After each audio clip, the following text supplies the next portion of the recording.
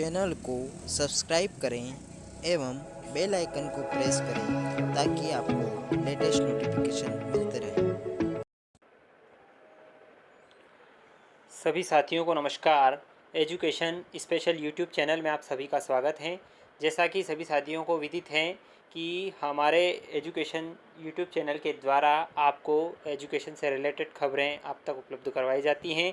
आज इसी परिप्रेक्ष्य में माध्यमिक शिक्षा मंडल का जो परीक्षा परिणाम तैयार करना है कक्षा 10वीं के लिए, उसके लिए बहुत सारे शिक्षक साथियों के प्रश्न आ रहे थे, कमेंट आ रहे थे कि सर हमें रिजल्ट किस प्रकार से तैयार करना है, ओएमआर शीट भरना है या नहीं, या विभिन्न प्रकार के प्रश्न उत्पन्न हो रहे थे। तो आज मैं सारे प्रश्नों को लेकर आया हूँ, इस वीडियो के माध्यम से आपको बताने वाला हूँ। वीडियो की शुरुआत करने से पहले यदि आप चैनल पर नए हैं और अभी तक आपने चैनल को सब्सक्राइब नहीं किया है तो मित्रों सबसे पहले आप चैनल को सब्सक्राइब कर लें, बेल आइकन को प्रेस कर लें ताकि आने वाले वीडियो के नोटिफिकेशन आपको मिलते रहेंगे। साथ ही साथ आप वीडियो को बिना स्किप किए हुए अंत तक पूरा देखेंगे ताकि पूरी जानकारी आपको स्पष्ट रूप से मिल जाएगी। लगभग 45 कुछ प्रश्न हैं और इन 45 ही प्रश्नों को मैं आज इस वीडियो के माध्यम से बताने वाला हूं। तो हाई स्कूल परीक्षा वर्ष 2021 के परीक्षा परिणाम के संबंध में सामान्य प्रश्न। तो पहला प्रश्न है, क्या हाई स्कूल की परीक्षा आयोजित की जाएगी? तो यहाँ पर मैं आपको क्लियर कर देता हूँ कि वर्ष 2017-2020-21 में हाई स्कूल मुख्य परीक्षा अब आयोजित नहीं होगी। दूसरा प्रश्न है, किन परीक्षाओं का अधिभार वार्षिक रिजल्ट बनाने में लिया जाएगा? तो अर्धवार्षिक परीक्षा या प्री बोर्ड में से जो बेहतर होगा वो, यूनिट टेस्ट और आंतरिक मूल्यांकन जो आपने विद्यालयों में किया है वो इसमें शामिल होगा। तीसरा प्रश्न यहाँ पे है, प्रत्येक विद्यार्थी के प्राप्तांकों की गणना कितने अंकों में से की जाएगी? तो यहाँ पर क्लियर कर देता हूँ कि 100 अंकों में से गणना की जाएगी। प्रत्येक विषय में कितने अंकों से अधिभार दिया जाएगा? तो साथियों 100 में से प्राप्त अंकों को प्राप्तशाला द्वारा 20 अंकों में से प्राप्त होने वाले अंकों में प्रोरेटा के आधार पर, प्रोरेटा यहाँ पर एक अनुपातिक अंक है, 20 में से देना है यह प्रोरेटा अंक। यहाँ पर पांचवा प्रश्न है कि ओएमआर शीट में वास्तविक प्राप्तांक भरने हैं अथवा अनुत्तीर्ण छात्र को उत्तीर्ण करते हुए अंक भरने हैं। साथियों वास्तविक प्राप्तांक अंकित किए जाएं, अनुत्तीर्ण छात्रों को न्यूनतम उत्तीर्णांक मंडल द्वारा प्रदान किए जाएंगे। अर्धवार्षिक या प्री बोर्ड में से कितना अधिभार देना है? तो साथियों 50% अधिभार उनको देना है। अर्धवार्षिक और प्री बोर्ड में से 50% अधिभार देना है। यूनिट टेस्ट की बात करें तो यूनिट टेस्ट के लिए 30% अधिभार देना है। आंतरिक मूल्यांकन में कितना अधिभार देना है? तो 20%, अर्थात आंतरिक मूल्यांकन के 20 अंक में से प्राप्त अंकों को यथावत रखा जाएगा। बात करते हैं अगले प्रश्न की, 9वें प्रश्न की। किसी विषय में कुल 100 में से 80 अंक प्राप्त हुए हैं तो ओएमआर में कितने अंक भरेंगे? माना कि 100 में से 80 अंक प्राप्त होते हैं तो एक में से प्राप्त अंक 100/80/100, यानी कि 20 में से जो अंक आएंगे वो 80/100 इंटू 20, यानी कि 20 का गुणा करना है और उसके प्राप्तांक यहाँ पर आ जाएंगे। कुल मिलाकर 1/5 यानी पाँचवा भाग आपको लिखना है। तो 80 का जो पाँचवा भाग है 16 नंबर उस ओएमआर शीट में भरना है।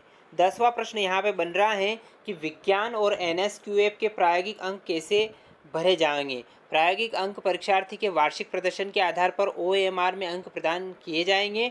प्रायोगिक अंक पृथक से ओएमआर में नहीं भरे जाएंगे।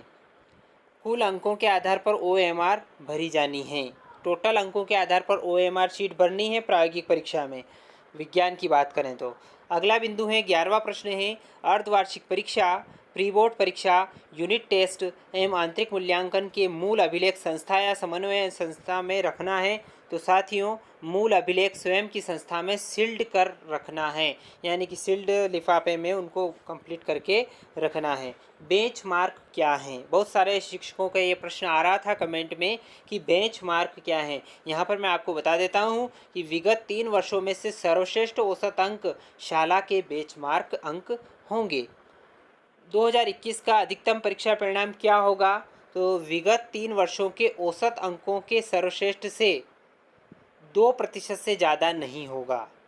यहाँ माना कि यदि 3 वर्षों का औसत अंक प्रतिशत 72% है तो साथियों इस वर्ष शाला का अधिकतम औसत अंक कितने होंगे? तो औसत अंक जो होंगे वो 74% तक हो जाएंगे। 72 + 2 यानी कि 74%, अधिकतम 74% तक हो जाएंगे। अगला बिंदु है, यदि किसी शाला में 3 वर्षों के औसत अंक उपलब्ध नहीं है या नवीन उन्नयन शाला है, तब औसत अंक कैसे निकालेंगे। ऐसी स्थिति में विगत 3 वर्षों के सर्वश्रेष्ठ प्रदेश औसत अंकों को उस शाला का बेंचमार्क माना जाएगा। संस्था के एमपी ऑनलाइन लॉगिन में प्रदेश औसत अंक भी उपलब्ध हैं। या नवीन शाला हैं या 3 वर्ष की स्थिति नहीं है, तो प्रदेश की जो बेंचमार्क हैं वो उसको औसत अंक माना जाएगा और ये एमपी ऑनलाइन के लॉगिन में उपलब्ध हैं। अगला प्रश्न है साथियों, प्रश्न क्रमांक 16, शाला के वर्तमान सत्र के बेंचमार्क अंकों की गणना किस प्रकार की जाएगी। शाला के छात्रों द्वारा प्राप्त वास्तविक अंकों के योग के आधार पर की जाएगी। अनुपस्थित छात्रों को कितने अंक दिए जाएंगे, तो अनुपस्थित छात्रों को 0 अंक देना है। औसत अंक शाला को कैसे प्राप्त होंगे, शाला के एमपी ऑनलाइन लॉगिन में उपलब्ध कराए गए हैं औसत अंक। 19वां प्रश्न है यहाँ पर कि पास अंकित छात्रों के कितने अंक मान्य किए जाएंगे। जो पास हैं उनके 33 अंक मान्य किए जाएंगे। अब बात करते हैं 20वां प्रश्न की। 20वां प्रश्न यहाँ पर है, यदि संस्था में 92 छात्र हैं यानी कि 92 छात्र हैं और समस्त छात्रों के अंकों का योग 30,467 है, तो औसत अंक कितना होगा। तो कुछ नहीं करना है, टोटल में 92 को जितने विद्यार्थी हैं उनका भाग देना है और भाग देने के बाद यहाँ पर जैसे ये संख्या आ रही है 331.16 यानी कि 331 उस संस्था का औसत अंक है, बेंचमार्क हैं। 331.16 अंक का कितना प्रतिशत होगा, तो साथियों 316 में का गुणा करेंगे 92 में जो है इसका प्रतिशत आएगा। 92 विद्यार्थियों का 600 में गुणा करेंगे, टोटल में इसका भाग देंगे 30,467 का, तो वो यहाँ पर उपस्थित हो जाएगा। 55.19 आ रहा है। बात करते हैं अगले की, मंडल द्वारा किसी शाला के परिणाम का मॉडरेशन कब किया जाएगा। विगत वर्ष 3 वर्ष के सर्वश्रेष्ठ औसत से 2% अधिक होने पर शाला का मॉडरेशन किया जाए। मंडल द्वारा मॉडरेशन कब नहीं किया जाएगा, तो सर्वश्रेष्ठ औसत से कम अंक प्रदान करने पर।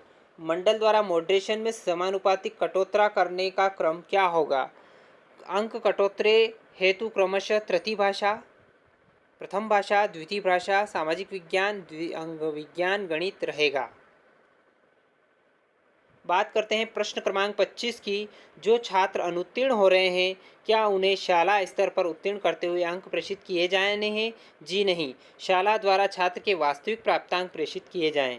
अनुत्तीर्ण होने वाले परीक्षार्थियों को कितने न्यूनतम अंक प्रदान कर उत्तीर्ण करना है।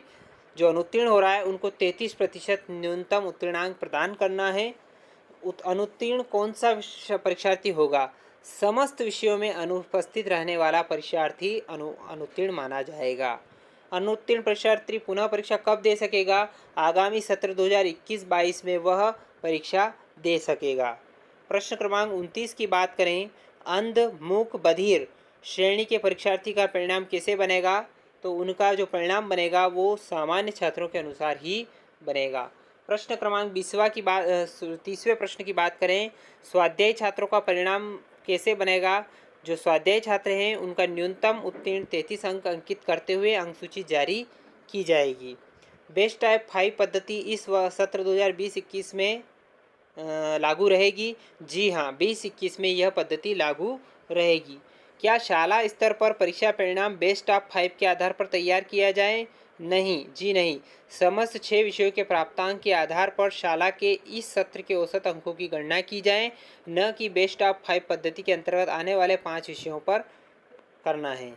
अंक सूची में श्रेणी अंकित की जाएगी क्या। जी हाँ, नियमित परीक्षार्थियों की अंक सूची में श्रेणी अंकित की जाएगी। ऑनलाइन OMR शीट्स भरने की सुविधा कब से उपलब्ध रहेगी।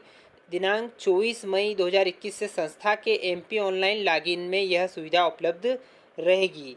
आंतरिक या प्रायोगिक परीक्षा की OMR शीट्स जमा करना कब आवश्यक नहीं होगा।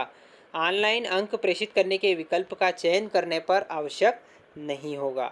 36वां प्रश्न है, NSQF के विषयों में कितने नंबरों के आधार पर OMR शीट्स में प्रो रेटा के आधार पर अंक प्रदान किए जाएंगे। कुल 100 अंकों में से प्राप्त कुल अंकों को 60 अंकों में प्रो रेटा के आधार पर उनके अंक प्रदान करना है। 37वां प्रश्न है साथियों, यदि किसी छात्र के अंक दशमलव में जैसे 10.8 बनते हैं तो OMR शीट्स में क्या भरे जाएं? OMR शीट में अंक पूर्णांक में ही भरे जा सकते हैं। पूर्णांक में परिवर्तित करने हेतु राउंडिंग की जाए। अब राउंडिंग कैसे करना है वो भी मैं आपको बता देता हूँ। राउंडिंग कैसे की जाए, यह 38वां प्रश्न है। दशमलव भाग में 0 दशमलव से कम हो तो दशमलव भाग को छोड़कर अंकित करें। दशमलव भाग में 0.5 या इससे अधिक हो तो अगले पूर्णांक को अंकित करें। जैसे 10.4 है तो 10 अंकित करना है, 10.5 है तो 11, 6 है तो 11 अंकित करना है। 39वां प्रश्न है, क्या ऑनलाइन और ऑफलाइन दोनों पद्धतियों से अंक जमा किया जाना है? जी नहीं, ऑनलाइन अथवा ऑफलाइन एक ही पद्धति का आप चयन करें। 40वां प्रश्न है, क्या कुछ छात्रों के अंक ऑनलाइन तथा कुछ छात्रों के ऑफलाइन जमा किए जा सकते हैं?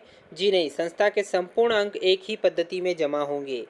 NSQF में 100 में से किसी परीक्षार्थी को 80 अंक सैद्धांतिक प्लस प्रायोगिक के प्राप्त हुए तब OMR शीट्स में कितने अंक प्रोरेटा के आधार पर अंकित किए जाएंगे? यानी कि 60% अंक भरना है तो 80 का 60% होता है 48 अंक उसमें भरना है। जिले की समन्वय संस्था में OMR शीट्स मैन्युअल या ऑनलाइन जमा करने की नवीन संशोधित तिथि क्या निर्धारित है? तो इसकी जो तिथि है वो 10 जून निर्धारित की गई है। अगला है, पर्यावरण एवं आपदा प्रबंधन के अंकों को किस प्रकार जमा होंगे? संस्थाओं को उपलब्ध कराई गई OMR शीट्स के माध्यम से। क्या इस वर्ष पूरक परीक्षा आयोजित की जाएगी? जी नहीं, इस वर्ष पूरक परीक्षा आयोजित नहीं की जाएगी। क्या इस वर्ष प्रावीण्य सूची जारी होगी? तो साथियों, इस वर्ष प्रावीण्य सूची भी जारी नहीं की जाएगी। विज्ञान विषय के स्वाध्याय छात्रों की OMR शीट्स भरी जानी है अथवा नहीं? तो विज्ञान विषय के स्वाध्याय छात्रों की OMR शीट्स भी नहीं भरना है। शासकीय शालाओं में यूनिट टेस्ट नहीं हुए बल्कि रीजन टेस्ट, इसे यूनिट टेस्ट माना जाए? जी हाँ, इनको हम यूनिट टेस्ट मान सकते हैं। तो साथियों, लगभग ये 47 प्रश्न हमारे यहाँ उपलब्ध होते हैं और 47 प्रश्नों को मैंने आप तक पहुँचाने का प्रयास किया है। प्रत्येक प्रश्न के उत्तर को भी मैंने समझाने का प्रयास किया है। आशा करता हूँ कि ये पूरा वीडियो आपके लिए मददगार साबित होगा। यदि वीडियो पसंद आए तो इस वीडियो को आप लाइक करें, शेयर करें। एक बार और आपसे निवेदन है, यदि आपने अभी तक चैनल को सब्सक्राइब नहीं किया है तो प्लीज़ आप चैनल को सब्सक्राइब कर लें, बेल आइकन को प्रेस कर लें ताकि आने वाले वीडियो के नोटिफिकेशन आपको मिलते रहेंगे। धन्यवाद साथियों, जय हिंद, जय भारत।